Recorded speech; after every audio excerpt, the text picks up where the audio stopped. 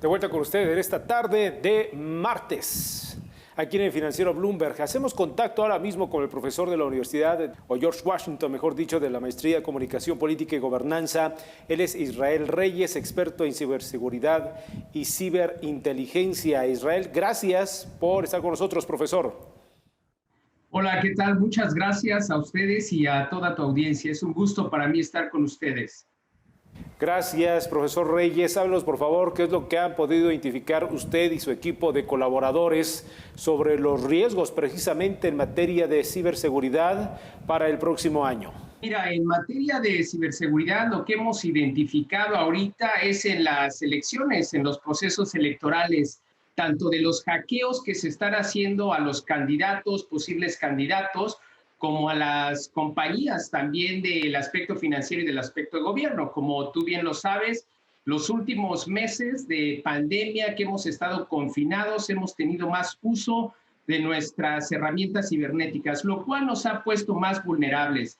De un análisis que llevamos al cabo en la Deep Web, en el Dark Web, encontramos tarjetas de crédito a la venta, los nombres, los datos, inclusive algunas instituciones muy importantes de México, están vulneradas, están actualmente infiltradas por ciberespionaje, por spyware, y esos ataques no solo se dan en el momento que son públicos. Estas infiltraciones cibernéticas se dan alrededor entre 6 y 8 meses antes. Estamos sumamente preocupados aquí en Estados Unidos porque ¿cuál sería el papel de las noticias falsas, de los videos falsos, de los textos generados falsos? Y cuando ya se hackearon algunas instituciones, pues que van a ser muy representativas del sector democrático, y también cuando algunos candidatos ya han sido expuestos, exhibidos o infiltrados y que su información ya está en la Deep Web o en el Dark Web. Eso es sumamente preocupante y creo que estamos perdiendo la batalla ante la ciberseguridad, honestamente. Tenemos una falta de marco jurídico, tenemos la ausencia de una Agencia Nacional de Ciberseguridad, lo cual nos deja suficientemente vulnerables. ¿Qué tal, Israel? Te saluda Ana María Salazar. Qué bueno que nos acompañas esta tarde. Oye, a ver, pero yo creo que es importante tratar de ir identificando quiénes podrían estar detrás de estos hackeos. Estamos hablando de gobiernos extranjeros, organizaciones de inteligencia, grupos de hackeo, estamos hablando de criminales, estamos hablando de partidos políticos. ¿Qué tan organizados están las personas que están detrás de estas actividades que acabas de describir? Bueno, primero un gusto estar contigo, Ana María Salazar. Pues mira, la verdad lo que hemos visto en estos sistemas, es de que los hackers ya son organizaciones, son como el crimen organizado, que ya trabaja por un propósito, que es el propósito, pues, económico. Lo que nosotros hemos visto de análisis, por ejemplo, el ransomware, el secuestro de información, es que se refiere a que hay que infiltrar a las personas, a las organizaciones. Una vez que ellos obtienen esa información que es clasificada, que es sensible, es cuando la ponen a la venta en las redes oscuras. Por eso yo creo que ahorita el principal enemigo es el enemigo invisible, el que opera en el ciberespacio. Si nosotros hacemos un recuento de lo que ha pasado últimamente, veamos el caso de Donald Trump, que hackearon a la compañía, su despacho de abogados, encontraron información que supuestamente es de alto riesgo para él y para su campaña, y le pidieron un rescate. Eso estuvo publicado en el New York Times y en Reuters. También lo que vimos recientemente, el ataque a Twitter, pues bueno, fue aparentemente para causar un daño y un fraude electrónico con los bitcoins.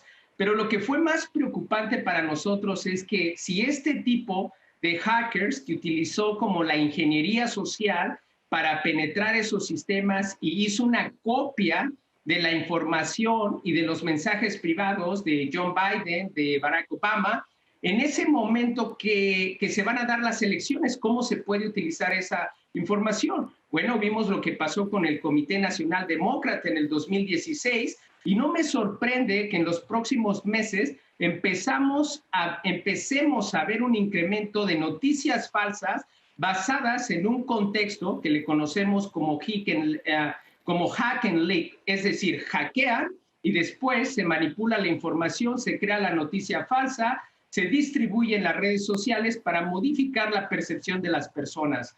Estos grupos, sin duda alguna, son grupos internacionales, pero que están a la apuesta del mejor postor. Quien mejor les pague, pues son los que van a vender la información. Recordemos que en esta era digital y tecnológica, información es poder. Quien tiene los datos, quien tiene la información es poder. Algo que es sumamente preocupante por lo que hemos visto en México, por lo que vimos que le pasó a Senapred, a Conducef, a Pemex, a Banjico, a la Secretaría de Economía, a la Secretaría de Turismo, al SAT.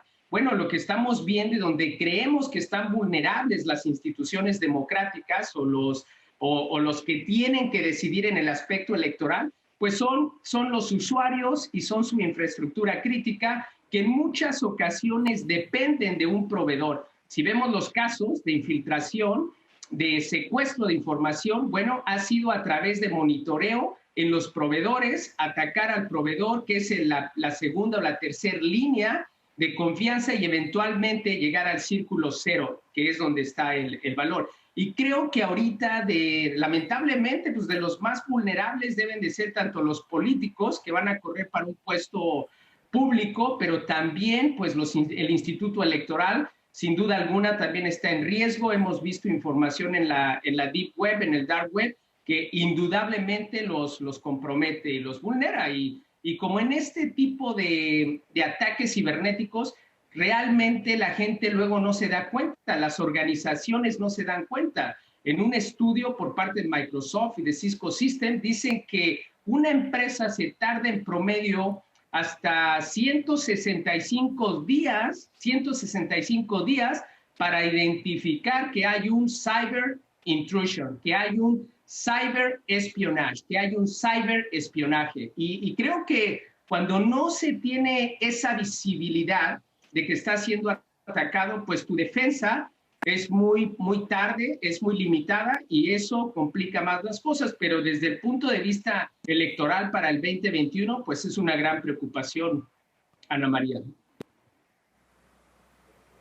Hola, ¿qué tal? Israel Reyes, te saluda con mucho gusto Omar Cepeda Castro. Por todo lo que estás diciendo, cada vez más va a ser más difícil confiar en el contenido que vemos en todas estas plataformas y suprainformación que nos está llegando indiscriminadamente. Al respecto, te pregunto, porque leo dos vías. Uno es la sociedad y todo lo que está leyendo, la información falsa, que en un momento dado les puede afectar incluso en su manera de decidir por quién votar, o incluso decir, ¿saben qué? Yo no me meto en esas elecciones, y minar su gusto por entrar en estos procesos electorales que son muy importantes para la democracia. Pero por el otro lado, también están los políticos que aprovechan o estas circunstancias o comienzan a criticar este mar de mala información que se está dando en las redes sociales y que también lo utilizan para dividendos políticos. ¿Cómo resolver estas disyuntivas?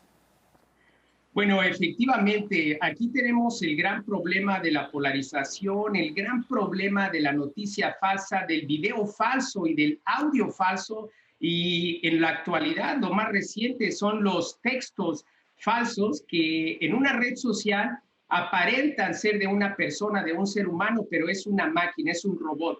Imagínate tú el día en que todo el contenido que estamos viendo en la mayoría, sea video, sea audio, sea texto, sean fotografías, es contenido modificado por máquinas, por bots, por humanoids. Sin duda alguna, esto va a cambiar la percepción de las personas. Nosotros utilizamos la percepción para la toma de nuestras decisiones. Pero ¿qué pasa cuando a través del ciberespacio, de contenido malicioso, te modifican esa percepción? Tus decisiones van a ser erróneas porque nosotros concesionamos eso a las redes sociales. Sabemos hoy por hoy, como bien lo hizo un estudio Katarina Kostunkina de la Universidad de Harvard, donde dice que las redes sociales se han convertido en una adicción para el ser humano. Y si nosotros entendemos eso, también sabemos que la manipulación en una red social lo que hace es cambiar la percepción de nosotros a través del video falso, de la noticia falsa. En tiempo electoral, eso va a ser el nuevo campo de batalla. Y es preocupante porque entonces quien va a dominar las elecciones, quien va a dominar la democracia va a ser quien domine la tecnología. Yo creo que desde el punto de vista de investigación, desde la neurociencia, desde la ciberseguridad, desde la ciberinteligencia, sin duda alguna el ciberespacio es muy atractivo porque podemos hacer muchas cosas, colaborar, compartir, aprender de más. Pero también existe esa manipulación que se puede generar a través de las redes sociales. Es una preocupación. Sabemos que hay estímulos neuronales que se desatan a través de redes sociales. Por ejemplo, si yo te digo ahorita que te voy a dar en un plato unos pedazos de piña ya pelados para que te los comas, te doy el fork y la piña, en el plato tú lo visualizas y inmediatamente probablemente vas a tener una reacción fisiológica. Es decir, pasamos del ciberespacio con algunos elementos de la neurociencia para describirte esa fruta, la piña que es dulce, en un plato y inmediatamente eso refleja un detonador en tu sistema fisiológico, en tus glándulas salivales. Así como se modifica esa parte de comportamiento a nivel micro, bueno, también se pueden utilizar otros estimuladores en las redes sociales neuronales que sin duda alguna van a causar algún movimiento subversivo, alguna manipulación. Y creo que por eso, hoy por hoy,